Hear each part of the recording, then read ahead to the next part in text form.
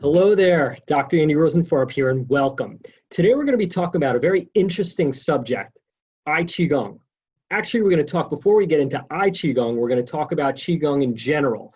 So we're going to answer some questions for you guys that you may have, and let's get started. What I want to do is I'm going to start my screen sharing over here so we can get our presentation up live. Guys, bear with me for 1 second here. Start the slideshow from the beginning. Okay, so again, what we're talking about today is AccuVision Qigong. Of course, your vision is our mission. That's our slogan. So anything we do, anything we share, all the information that we bring to you guys is all to help you. It's useful tools that you guys can use to help improve, recover, and preserve your vision. So no matter where you are, all this stuff that we're talking about today, these exercises and mindsets and tools that you guys can use are going to be useful for your vision. So what is Qigong? You may have heard of it, you may not have. If you have, great. If you haven't, welcome to a new experience and understanding of a new concept. So Qigong, the word Qigong is pronounced Qi as in C-H-E-E. The second word is Kong, like K-U-N-G or K-O-O-N-G. It's a combination of two Chinese words, where Qi, the first word, means vital energy, life force energy. This is the life force animating energy that animals and plants have. So I have it, you have it, your pets have it, any plants have it, anything that's living that has it. Keys don't have it. Tic Tacs don't have it. Cell phones don't have it. Why? Because they're not alive. So the Qi is that energy that we talk about that's unique to that which is living, hence life force energy. The second word, Gong, means cultivation, or to train, or to practice, or an achievement. So it's an act of training, or cultivating, or exercising. So we put these two words together, we have a cultivation or a training of our own internal vital life force energy, okay? So the Qi energy plus, I'm gonna give you guys another term here called E, Y-E, that's a Chinese word for intention or thought process. So we use the vital energy plus our intention, we're training these together to cultivate and adjust our body through our body posturing, through our breathing, through visualizations, through postures, all to achieve a state of dynamic equilibrium, basically to bring about the best possible optimal health scenario for you. So if we look down at the bottom here, we have the two symbols, the Qi and the Gong energy. So again, we said the first, this is the caricature for Qi, all right? And it's pretty interesting. What Qi is, what this character breaks down to, is the bottom part is kind of like a cauldron. It's almost like a soup pot, all right, where we have nutrients in a soup that's being heated up under a fire that has like these vapors that come off of it. The top part is more of the universal energy that say comes from the air, from the cosmos, which is pretty much as we know today, that's oxygen, all right? So we have this food source of energy plus oxygen energy converting into life force Qi. And a modern interpretation of that, as we know, could be considered ATP, because when we take glucose and we add oxygen to it, we burn it to create heat and ATP or energy. So what happens is part of the definition of Qi when we're talking about a metabolic perspective is how the body converts food and oxygen into usable energy so the body can function, right? That's what we're talking about. Qi energy is the body's capacity and ability to function. When the Qi levels are robust and high level, that means we have a lot of energy, function, not like stress energy, just mean we have enough energy to do that which we need to do throughout the day. Basically work, right? And relax and enjoy life.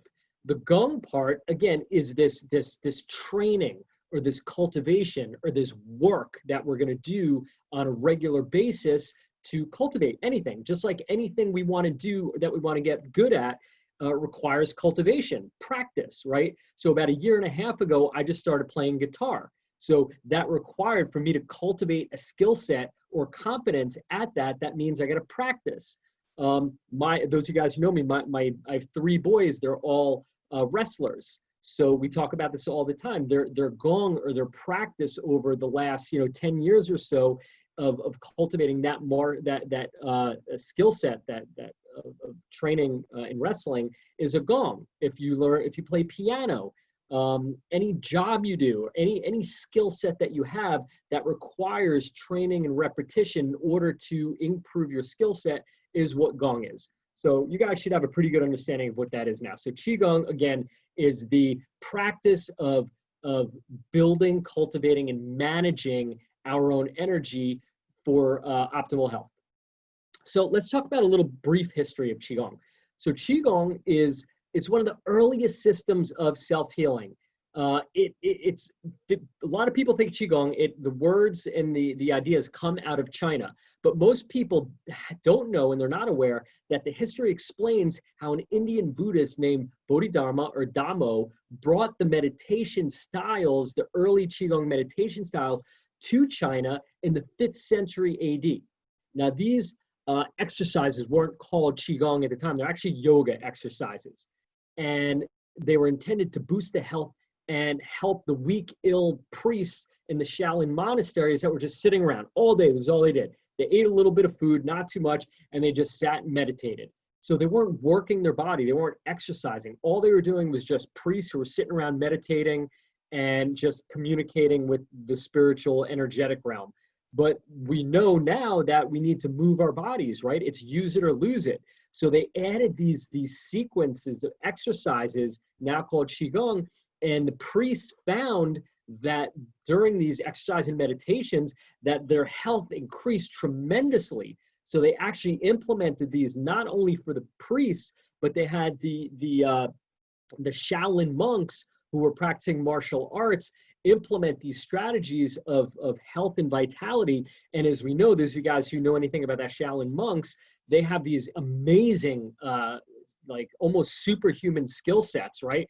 You see them like, bending steel and doing push-ups on like, 1 finger or 2 fingers, breaking bricks on their head, and like, again, almost superhuman feats. So this Kung Fu style comes from Kung Fu is like a skill training too. Again, Kung Fu is anything you train in, similar to Qigong. Qigong is derived out of this. So they took this form of Qigong that was for health and vitality, and they really used it to see how far they could take it, and they got really incredible results. If you guys have never seen Shaolin monks live or on YouTube, it's very cool. So I highly recommend, very entertaining. Google Shaolin monks demonstration or Kung Fu Shaolin monks demonstration. You won't be disappointed. It's very, very entertaining, especially for those of you guys who like, the old school martial arts type stuff, and also are entertained by martial arts type stuff. So I want to talk about, there are 2 main types of Qigong practice, right? When you're doing Qigong. So we have the dynamic movement form of Qigong, which is where we're doing postures and we're holding postures and we're moving our hands. In this case, we're going to be moving energy around our eyes, doing massage or acupressure. So dynamic means movement, right? So these Qigong exercises specifically will be used of movement. The second form is static, all right? Static means non-moving, of course. So this is where we incorporate visualization, all right? We use our minds, we use imagery, we do meditation. So really focusing on the breath. Both will focus on the breath, right? Dynamic and static. With dynamic Qigong, we are combining our movements with our breath. With static, we're using our visualizations with our breath. And the exercises that we're going to show you guys for the AccuVision Eye Qigong exercises are dynamic exercises, okay? They do incorporate visualization, but they are movement exercises. I am working on a meditation visualization for eye health that we're going to launch probably a little bit later this fall. But the initial series that we're launching of these eye exercises, the eye Qigong exercise, are dynamic Qigong, okay? So eye Qigong is a form of medical Qigong. Now, there are a lot of styles and forms, like probably thousands right now of Qigong. So medical Qigong is this. Medical Qigong refers to Qigong methods that are specifically used to diagnose, treat, and prevent illness, medical disease processes, right? So Qigong practitioners, they develop and cultivate their capacity. They train their bodies at a very elite level to have a sensitivity and be able to manipulate and sense energy that most people can't. You know, we all have the capacity to do it, but most of us haven't trained on it. So we don't really know how to feel for energy blockages or feel for deficiencies or have a sensitivity when we kind of scan. So some of you guys may be familiar with Reiki or touch of light or energy medicine, right? These are all the similar types of things we're talking about. These are ways that Qigong masters practice a way of scanning the body to find for illness, and then they use their energy, they cultivate, they fill their own tanks, right? They boost their own Qi energy, and then they emit it, or they transfer their energy from the practitioner to the patient. So that is medical Qigong. That's like external medical Qigong. Internal medical Qigong is what we're talking about here, which in my opinion is a little bit of a better version, because what we're doing with self-healing medical Qigong is just that. It's our own practice of cultivation. We're not really relying on external methods to help us or heal us. It all comes from within, all right? Medical Qigong takes treating the illness or the managing the disease as its primary objective. So again, we're really talking here about diagnosis and treatment of specific disease processes. For this, obviously, we're talking about the eyes. And not only just the eye organs, but again, in Chinese medicine, we're going to talk about in a minute, the eyes related to the brain, to the spinal cord, the whole central nervous system. We're going to be talking about different organ systems that are very important when we talk about healing vision. So it is a form of Taoist Qigong practice that really takes a holistic mind-body model or approach to overall and optimizing healing and wellness. So some of you guys may have read some of my books, Healing Your Eyes in Chinese Medicine. So in that book, or some of my videos you guys have watched, we talk a lot about the eyes in the liver, all right? Some have may not heard about the kidney connection as well, and I want to explain the connection of the liver, between the liver and kidneys and the eyes in terms of Chinese medicine. Now, before I get into that, Chinese medicine and Western biomedicine talks about organ in a different light. So Western biomedicine, we talk about the liver, we're strictly talking about the liver itself, all right? The liver organ and what it does. We talk about disease processes like hepatitis, cirrhosis, scarring of the liver, fatty liver, liver disease issues. Same thing with the kidneys. Biomedically, we're talking about renal issues like kidney stones or kidney failure or or cysts on the kidneys and stuff like that. So we're talking very structurally, anatomically, structurally, and functionally, more of a pathophysiology. In Chinese medicine, we talk more about the systems, all right? So for example, the liver has its system, but the eyes are related to that system, all right? The hormonal cycle, a woman's hormonal cycle is very closely related to the liver. Blood sugar regulations and the blood, the quantity and quality of the blood is related to the liver in Chinese medicine. Cholesterol, fats, glucose is all related to the liver. Antioxidant, any fat-soluble nutrients, oxidative processes are all correlate to the liver, all right? When we talk about the kidneys, we're not, again, in Chinese medicine, we're not just talking about the kidneys. We're talking about the adrenal glands. We're talking about the spine, the brain, the structure of the eyes. So again, we're talking about liver, we're talking about more of the function of vision, all right? The energetic process of seeing, the repair and regeneration of the structural parts of the eye. We're talking about the fuel that comes from the liver through the glucose, micro and macronutrients, through the blood, right? The blood we know delivers nutrition and oxygen. So we're going to bring the fuel to the eyes. The nerve cells in the eyes need fuel to function. They also need fat cells to repair, all right? So the liver is responsible for the energy production and the repair, all right? The kidney is more responsible for the structural component of the eye as being part of the central nervous system. So we're looking more at the structural capacity.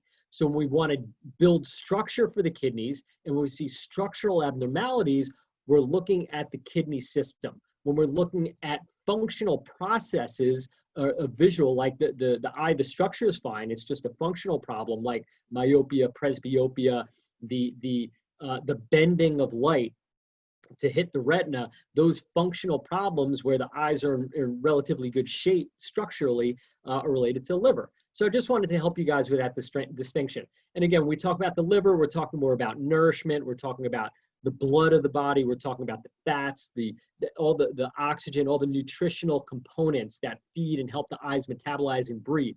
When we're talking about the kidneys, we're talking more about hydration, fluids, metabolites, electrolytes from the kidneys. So basically that's aging, guys. So in Chinese medicine, they say often the vision will decline because the brain declines as we age. So we know that aging is oxidative stress. There's two parts to aging as we see it from Chinese medicine, from more of a modern biomedical interpretation. So the liver manages oxidation levels. And oxidation is the breakdown of managing of free radicals that can break down the body and cause accelerated aging. So the oxidative stress component, or the management of oxidative stress, is more of a liver process. So oxidative stress is pretty much rusting, guys. It's accelerated aging. And we see that with people who drink a lot of medications. They're very stressed out. Their health isn't very good. They're out in the sun all the time. We see the skin. People smoke a lot. The skin starts to, look like gray and ashen and saggy and loses elasticity, get like a lot of moles and a lot of, the skin doesn't look so healthy. That's an oxidative stress. It's almost, if you think like a piece of fruit, like a banana, like when it oxidizes, it starts to turn brown, you get spots on it. Ultimately, it turns to mush and it's black. That's pretty much what happens to our bodies as it ages. It also dehydrates. So we know a healthy baby that's born is like 95, 96% water. Again, I can't cite that. I remember I read it maybe about 15 years ago. But the idea is that somewhere up in the 90s that a healthy born baby is mostly water, like 90 some odd percent. Versus somebody who's lived a long life, late 80s and the early 90s, maybe even to centenarian these days, where their fluid levels are at like 60%, like are in the 60s. So we know based on that aging largely is the result of oxidative stress, the body's rusting pretty much, and a dehydration. So the fountain of youth, so to speak, has a lot to do with keeping hydration levels up, also managing oxidative stress, which are two major functions that accelerate not only systemic aging, but absolutely with vision. So the Qigong, we have Qigong practice and we have cultivation. The exercises, the Qigong exercises we do are the practice, all right? That's the daily, weekly, however you guys are practicing. That is called practice. That is our training that we're doing, the actual exercises, the dynamic or the static exercise that we're doing, or a combination of the both. Qigong cultivation is more of my attitude that I'm bringing to life, all right? So I could practice all I want. If my attitude stinks and I'm very negative and miserable and always stressed out and angry or depressed or anxious or upset about the way my life situation is going, look, things come up, like life comes up and we have acute circumstances that can impact our life. But it's up to us to choose to improve our capacity to handle stress, all right? That's really what we're talking about. Qigong cultivation is the capacity to help us correct our outlook on life. And it's through doing things like focusing on things that we appreciate, that we're grateful for, living and holding and prioritizing an attitude of gratitude. Joe Dispenza talks a lot about that. If you guys haven't followed him, I highly recommend for any of this stuff on mindset and positive, you guys can study anything you want. Buddhism, Taoism, Joe Dispenza is really good. There's a lot of coaches, Tony Robbins, does a lot on lifestyle, mind. This is mindset training, all right, guys? So mindset is how we think, how we feel. Then that transfers into our actions, what we do. And guys, we're gonna have a whole session. I know this is one of my favorite topics to talk about. And we're gonna have a whole session on managing stress and how it impacts our vision, Some of you guys may have seen some of that already on some of the talks we did. We're going to allocate a whole session to stress and how it impacts our vision. But Qigong practice is very, very specific to helping the body manage stress, all right? So we want to take a creative position in life versus a competitive, right? Why? Because when we compete, we're looking at others, we're looking at neighbors, we're looking at what other people have but we don't have. We become jealous, we become envious, we want what they want, and we suffer because we don't know how to get what they want, all right? It's not that, like, if we see something we like, right, or something we want or something we value in something else that somebody else has, the problem and the suffering comes about due to a belief system that we can't or won't or don't know how to collect or manifest that which somebody else has or has attained, and we think we can't get it, or we don't know how to get it, or we think that we're cursed and we can't have it. So that's where suffering comes from. So we want to come to a place where we're like, I could have this if I put the time and energy in. Know that you can have whatever you want. Like, you really can. So happiness, it's really about cultivating happiness. And happiness, of course, is the greatest gift we can give the world or other people, right? I mean, think about it for a minute.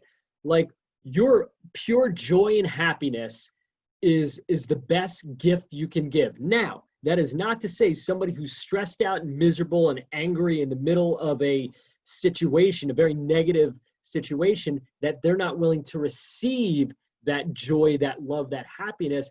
That's on them, right? Like, we've all had that, right? I've been upset, angry, frustrated, sad, just, lost somebody.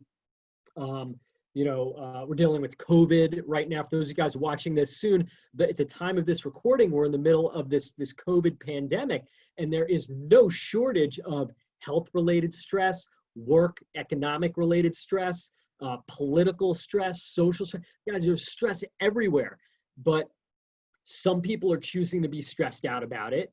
Other people are choosing to adapt and focus on that which is good, that which is positive in the world. There's so much right now to focus on that's negative, and that is a choice. You can sit, you can watch the news, you can watch social media, you can watch any media and be completely hijacked with all the insanity that's going on in the world.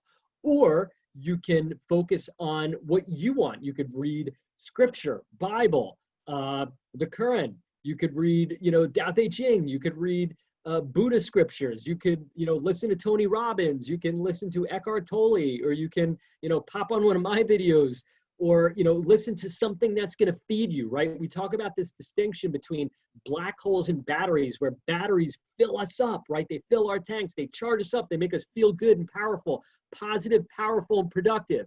Then we have black holes that just suck the energy out of us. It's negative, it's dark, it's consumptive. It makes us feel drained, exhausted, miserable, stressed, and negative after a person, place, or thing that we interact with. So long and short, we want to hang around with more of these batteries that charge us up and identify those and really try to stay away from the black holes to the best of our capacity that takes our energy. How do you know which is which? Really simple, guys. How do you feel? After I talk to somebody, or I engage in something, or if I read something online, do I feel better? Do I feel uplifted? Do I feel like open possibilities? Do I feel charged up? Do I feel happy? Do I feel elevated with my frequency and my emotions? Or do I feel lower? That's it. Just check in with yourself and make a habit of checking in with yourself. So it's all about happiness. Cultivate your own happiness to be the light, right? The lighthouse you guys see right here, that's one of my big mottos, is be the lighthouse. Fill up your own tanks, light yourself up so that you can, pass the light on to other people. Some people won't accept it. That's fine. That's for them. We also are very big on cultivation, Qigong cultivation, with practicing moderation, all right? So we want to live appropriately, eat when we're hungry, not when the clock says it's time. Drink when we're thirsty. Sleep when we're tired, that means like not staying up super late when our body tells us. Could be 7, 8 o'clock at night sometimes. Could be 11, 12, 1 o'clock some nights. So just follow your body's own natural circadian rhythms in sleep cycles, eat cycles, all your cycles. And these cycles may change, right? So they change with the seasons. They change with stress that's going on. More stress, you may need more downtime, more relaxation. watch too much alcohol consumption, things like cannabis consumption, things that are caffeine consumption, sugar, things that are stimulants, so sleeping excessively, too much or too little. So everything in moderation, right? So we don't say to people like, if coffee's your thing, or you like a drink, or, like cannabis is your thing, or, you like to splurge on like French fries. I really do like French fries. Like if I could live on any junk food, it would probably be French fries, but they're not great for you. But once in a while, I splurge. One of my favorite foods are Philly cheesesteaks. They are not the healthiest thing, but gosh darn, they taste so good. So I eat well 80% of the time, so that 20% of the time I could cheat.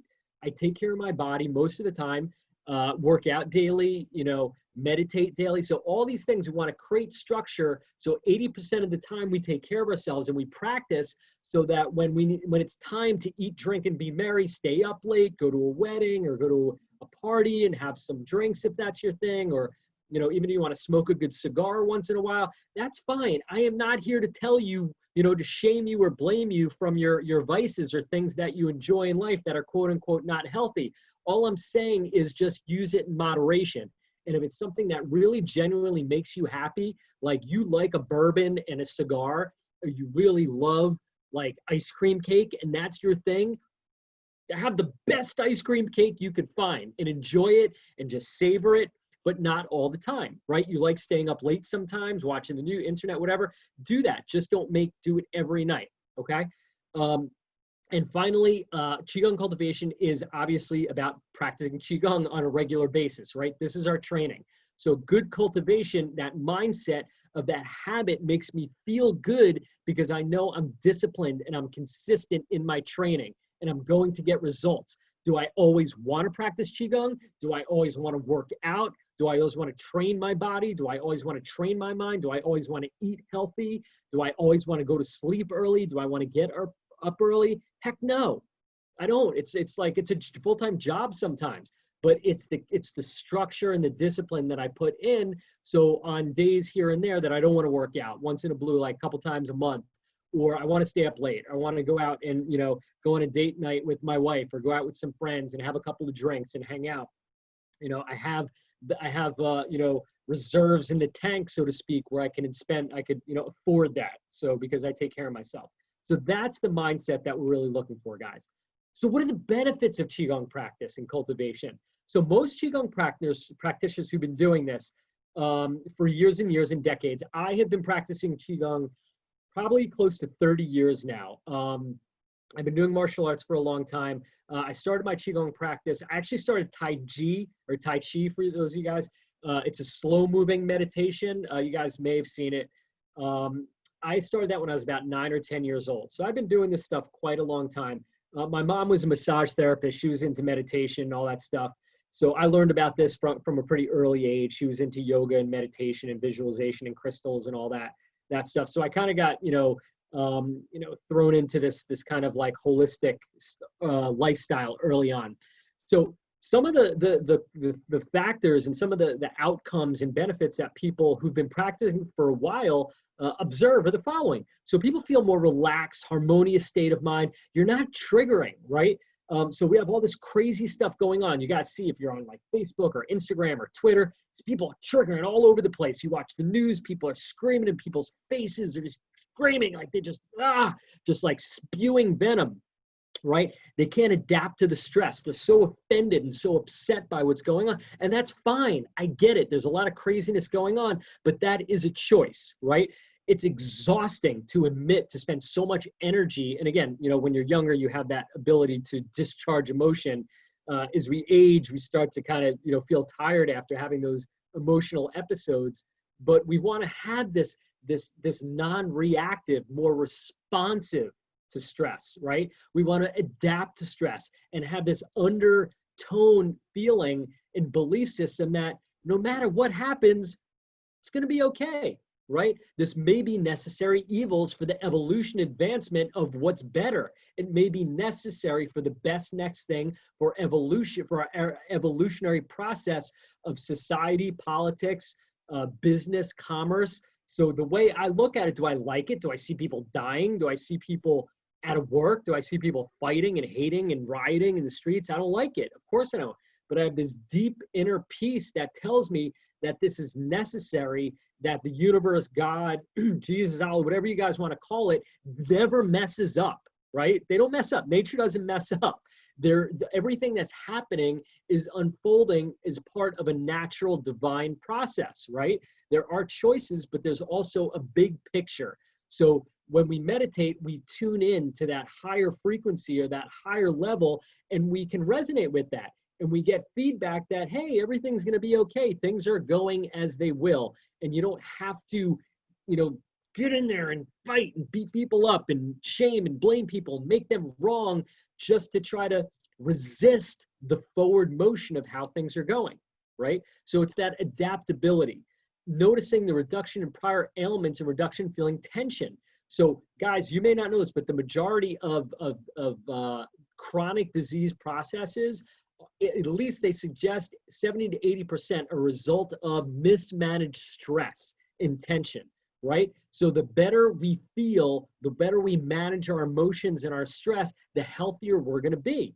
We're going to get less sick, less headaches, less digestive issues, less risk for heart attack and cancer. In this case, we're going to slow down the progressive degeneration of our vision, preserve our vision, our brains, our heart. We need that, right? We kind of need a brain, need a heart to pump. So while we're alive, we want to optimize and live to the best that we can. We want to age gracefully and be able to function to the best that we can. Well, look, we want to travel. Look, when I'm 70, 80 years old, I want to travel the world. I surf. A lot of you guys know that I surf. Like, I plan on surfing well into my 70s. It's one of I snowboard too. Am I going to be, at the same level in terms of the intensity? Maybe not, probably be, a little bit more cruisers, longboarding, maybe a little bit more cruisers and, not so intense on my snowboarding, but my plan is to continue hiking and traveling and doing all the things that I love, and learning new things as well. So it also creates increased resistance to illness, to stress, and improved overall immune function, right? Think that's important now. We got like these pandemics, these viruses, that of course we got megabacteria. Immune system is where it's at, guys. So a healthy immune system is gold right now, okay? We know. So also a heightened sensitivity to the body's internal organs. We have a better sensory process, a better alarm that goes off when there's this dysfunction, all right? So a lot of disease process, like people get heart attacks or diseases, or they get sick, like these, oh my God, this person was healthy and all of a sudden they drop dead. What happens is it didn't just happen. They're desensitized to the warning signs. Either they're ignoring it or they just don't have the sensitivity to feel the shifts, feel the tightness in your chest, the tightness in your neck, the headaches, the digestive upset, the weak feelings, right? We ignore it. We just kind of go, go, go, go, go. So we lose that sensitivity. So by doing Qigong, we become more sensitive in a good way, right? Not sensitive like, oh my God, everything's upset. No, we become more sensitized to our bodies. We improve the relationship with our physical organs, with our being, also with our psychology, our mind. We get in touch with what we call the voice and the critical faculty, which is like the nervous Nelly that goes, bah, bah, bah, bah, you shouldn't do that, you shouldn't do that, just trying to keep us safe, right? So we understand what the voice, the deeper, people call the voice of God or the voice of nature, the voice of Jesus, our subconscious that drives us towards excellence, growth, and expansion, versus that critical faculty that's, don't do that, don't do that, don't do that, that's trying to keep us safe, versus the critic that's in there that's like, or the fear mongering that's like, you're going to die if you do that. So we learn the feeling of each different type of voice in our heads, and we learn to what we should follow, what we should ignore, what's going to be useful, what's going to be hindering for us. So it really increases that sensitivity of a mind, body, and spirit. So real quick, I want to talk about the brainwave activities that occur or how they move when we go through Qigong practice, which is also, this is synonymous with meditation too. So the waking state, that when we're kind of awake, we're working, we're doing our thing, we're in beta, all right? That is a relatively high frequency. And we have high beta and low beta. So high beta is like, if you guys turn on the news, you see people freaking out, like you watch the news, like pop on the news, watch some of the rioting, stuff like that. It'll get your heart rate up. It'll get your blood pressure up. You'll feel tension. Emotionally, you may feel like a little unsafe. That is your high beta activity. Your brain waves are going a lot faster because you're moving into fight or flight, and it's creating stress. So we drop down a little bit to being productive. We're not really like stressed out, but I got to move. I got to track a bunch of things. So I'm still, when I'm, in work mode, I'm still in beta. When I'm in consciousness, I'm talking to people, I'm engaging, I'm doing a lot of stuff, I'm still in beta. So as the brainwaves start to slow down, we can drop into alpha. So as soon as we start meditating or practicing Qigong or yoga or any of these mindful meditation practices, we drop down and we intentionally start to slow the brainwave activity. We call that the alpha drop. That's the first phase that happens in Qigong and meditation. So as you guys can see, beta brainwaves are 12 hertz or greater. The alpha waves go from an 8 to 12 wavelengths, all right? So it's a slower wavelength. And we go deeper as we go deeper into meditation and deeper state of relaxation, we sink into theta brainwave activity, which is even slower, where we start to drift off, and you feel like that shake or something like that, or you feel like you're falling, or like a lot of my patients tell me when they're getting acupuncture, they start to, you feel like you're drifting off, but that's where you're moving into theta waves. Ultimately, you go into deep sleep or very, very deep levels of meditation. That's where we get delta. This is where the magic happens, guys. In beta, real quick, we're going to do a whole session on this, but I just want to say one quick thing. High beta, we're competing, we're judging, we're not creating, we're in competition mode. We have to go to alpha to get into creative problem solving. And that's where the magic happens. That's where we create our lives. In beta, we react to life. Alpha, theta, delta, we are basically creating life. So we want to spend as much time in alpha, theta, and delta and as little time in beta. Beta is productive, but we need to drop out of beta often. And the goal for those of you guys, we're going to get into a deeper dive of this. And if you're watching our meditation practices, the goal is to achieve what's called heart-brain coherence. That means my thoughts and my feelings are aligned, doing the same thing. What I feel, what I think, and what I'm manifesting in the world is aligned, okay? So we'll have more on that when we do our stress and meditation sessions. So training methods is real simple. So when you guys get your Qigong training videos that we're going to be, you guys should see a little bit below this on a link here. There's going to be a link to the videos. We start with the preparation. Preparation means we're preparing our body for meditation or Qigong. We are relaxing our body. We're relaxing our mind. We're relaxing our body to get ready to train, okay? Then we have one part of the training, the Qigong training, is called acupuncture, acupressure, actually Daoyin massage. So Daoyin is a Chinese medical strategy for self-massage, where we're, in this case, for vision, we're going to massage different parts of our eyes, maybe our neck, our head, to stimulate the blood flow, the qi and blood to those parts of the body, to increase blood flow and circulation, wake up the photoreceptors, the nerve cells, stuff like that. Then we do Qigong movement exercises where we link to the breathing. Again, this is static. This is dynamic. The static is when we're just quiet and visualizing. We're going to do some of that too, but we're going to move into movement, moving our body and moving our breath and combining those two together. Then we're going to focus on more visualizations where we're not really moving. We're more sitting and we're using our mind and combining our mind with our breathing. Okay. So those are the different elements and the different kind of forms that we're going to be implementing into our AccuVision Eye Qigong for better vision. So real quick, I want to remind you guys, this is like, we keep harping on this because it's really important for you guys to understand. So as you know, there are three major systemic factors that rob our vision: poor blood flow, inflammation, oxidative stress. Eye Qigong, or any type of Qigong, manages all three of these, okay? It helps increase blood flow. It reduces inflammation by reducing stress and vascular tension. It also reduces oxidative stress, because one of the major things that cause oxidative stress or accelerated oxidative stress is stress, emotional stress, mental stress. So we relax the body we reduce oxidative stress and accelerated aging.